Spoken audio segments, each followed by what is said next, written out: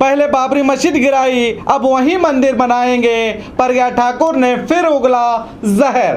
भोपाल से बीजेपी के उम्मीदवार साध्वी प्रज्ञा ठाकुर के भड़काऊ बयानात का सिलसिला जारी है।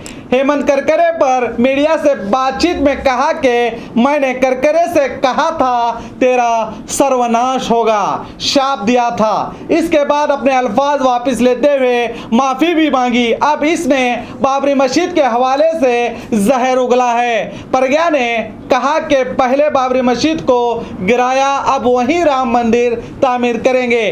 प्रज्ञा के बयान के मुताबिक वो न सिर्फ बाबरी मस्जिद के ऊपर चढ़ी थी बल्कि इसने इसे तोड़ने में भी मदद की थी। प्रज्ञा ठाकुर के इस बयान पर इलेक्शन कमीशन ने तो नोटिस जारी किया है, मगर कोई कार्रवाई का आदेश अब तक नहीं दिया।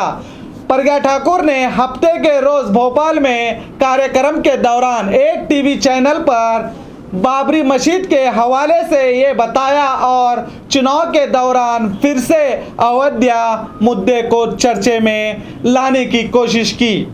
नहीं, राम मंदिर बनेगा, भव्य बनेगा, ये तो दृढ़ विश्वास। कब तक बनेगा? ये तो बताएंगे, निश्चित रूप से बताएंगे। और हम बनाएंगे, हम तोड़ने गए थे ना ढांचा। आप नहीं तोड़ने? किस पे? बिल्कुल गई थी मैं, ढांचे पे चढ़ के तोड़ा था मैंने। और क्या बताऊँ आपको? और उसका गर्व है आपको? अरे गर्व, भयंकर गर्व है मुझे। मैं बस इतना मानती हूँ कि ईश्वर ने मुझे अवसर दिया था, शक्ति दी थी और मैंने वो कार्य किया, देश का कलंक मिटाया था। इलेक्शन कमीशन का डर इन नेताओं में कहीं भी दिखाई नहीं देता और ना ही इलेक्शन कमीशन कोई सख्त कार्रवाई नहीं करती।